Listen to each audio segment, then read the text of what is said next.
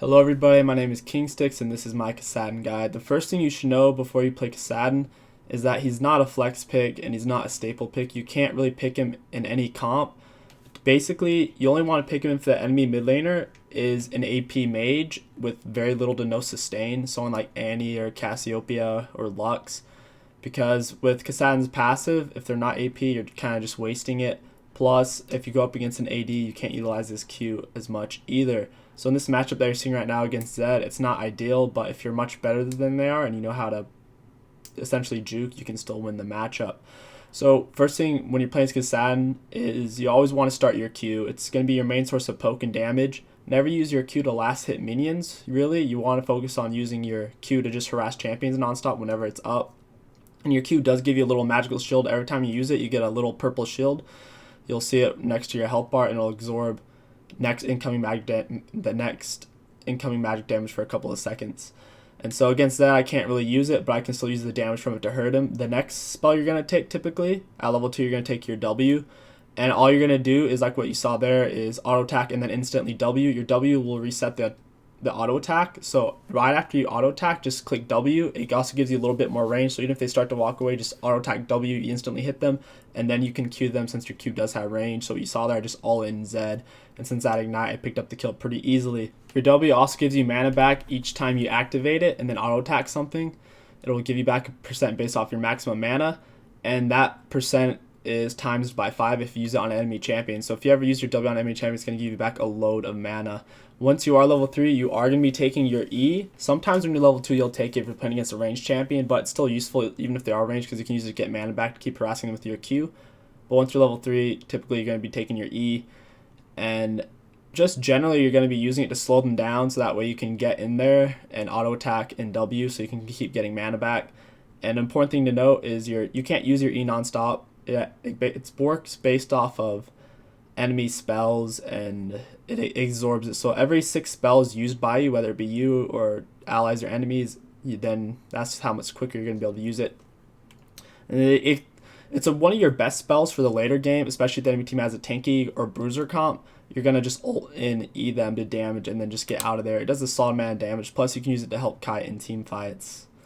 Once you are level 6, this is typically when you're going to be getting the most kills or your first kill, especially if you're going against a squishy mage in lane. Once you hit 6, you just wait till they throw out a skill shot, or you just juke with your ult. You can even do it before they throw out a skill shot. Just go in with your ult. Once you're on them, auto attack, then W immediately, hit them with your E, and then a Q. If they do turn on you, you might want to use your Q before your E, just to absorb the damage. But generally, it's just ult, auto attack, W, then E, then Q. The situations can vary though, and you need to think before you use each spell.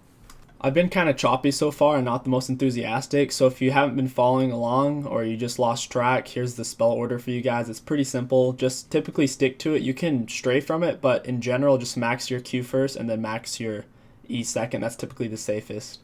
In most matchups, you are going to get bullied, and there's not a whole lot you can do. You just have to just 5 till 6, harass with your Q and farm with your auto attacks. But as long as you do make it till 6, you can pretty much 1v1 any champion mid lane, and there's not a whole lot they can do to fight you because you're really slippery, you do loads of damage, you have lots of bursts, and with your slow, they can't really chase you. For maximum slipperiness and also for maximum damage, you're pretty much going to be taking Ignite and Flash 9 out of 10 times. If you feel like you're going to lose in the matchup, then you should really just take Teleport and Flash, but in that case, you really should be picking Kassadin anyways.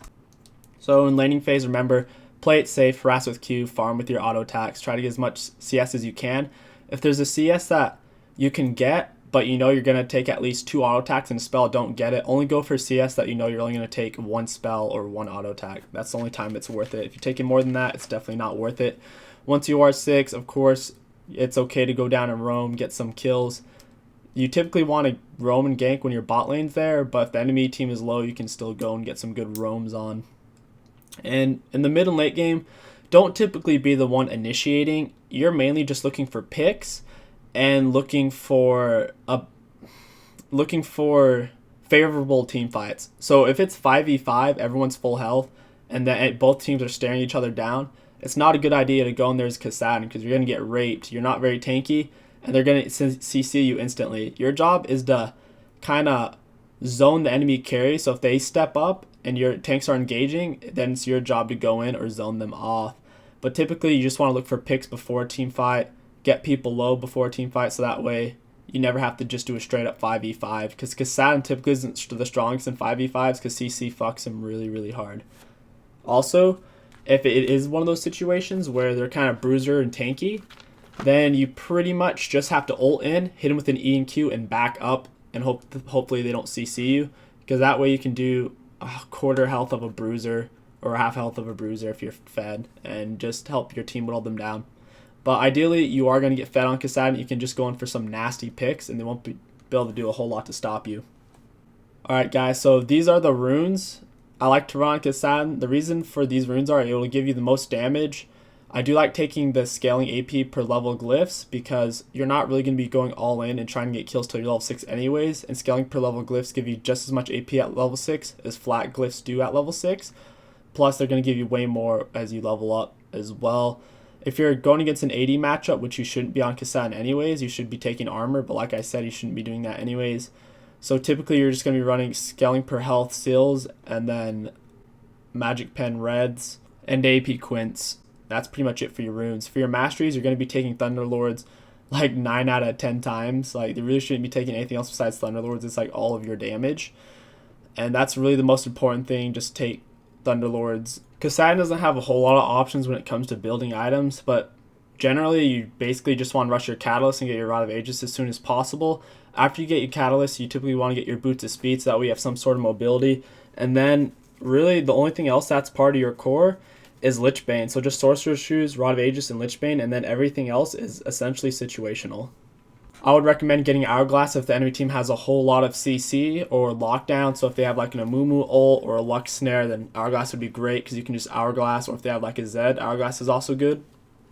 Also, Void Staff is extremely good if you have a lot of AP on your team, so that way you can have some Pierce, since every team is going to be stacking magic resist. And then the Rabadon is pretty much the last item you want to get to complete your full build.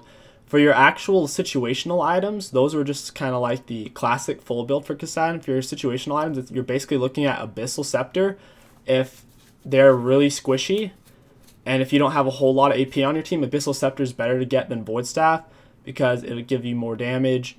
The flat penetration is better when they're not really building magic resist, plus it gives you some cooldown. It's really strong. I believe it's cheaper as well.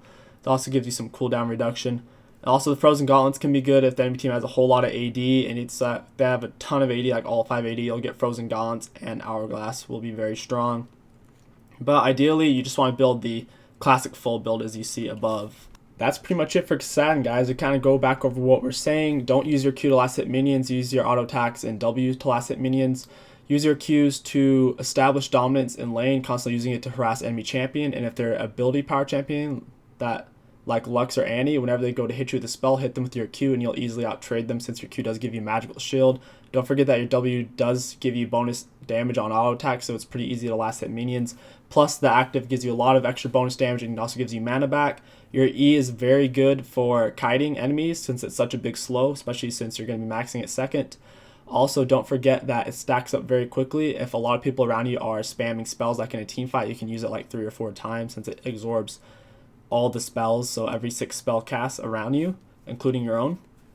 Also, late game, with your ultimate, I never talked about this, but each time you use it, each consecutive time you use your ultimate, it will cost more mana and it will do more damage. So if you know you're about to 1v1 someone, or you're going to have to kill someone really quick, try to get 2 or 3 stacks on it before you go in, and you can do a lot of damage. Also, there's a cool trick you can do, which is you start your ultimate animation. It's about like a 40 frame charge up, so there's a slight delay before you actually go forward. Start your ultimate animation and then immediately flash before you actually ult, and you'll go the full distance instantly of the flash plus the ultimate, so you can surprise enemies and one-shot people. It's a good way to get off good picks or pick off an ADC.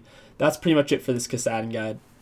I'll try to do a Kassadin commentary, because guides can't really do a champion full justice, so it just gives you an idea of how to play them. So expect a Kassadin commentary coming out soon. I've been really bad about uploading. I've been having a lot of stuff going on in my life, but I'm going to try to get back on it and giving you guys some more consistent uploads. Sorry if I sound kind of bummed in this video. It's because I am a little bit, but don't worry. I'll get through it. If you guys have any questions or comments, leave them down below. I'll make sure to get back to you. So if I left anything out, or if you want me to include something in the future, I'll definitely do it. Also, I've had some different people asking me about like helping them improve, like personally, like they want me to like watch their game or coach them, I'm actually starting to consider it. So if you guys have any, like if you legitimately want to get better and you want me to coach you and you're willing to learn, I'll go through a whole game with you and give you a buttload of tips. Like, so if you're interested in that, just leave a comment down below. Or honestly, I'd rather you personal message me. Don't spam the comments with your username and stuff. Just PM me, hit me up, and if I have time, I'll hit you back and we'll do it. Thanks for all the support, guys.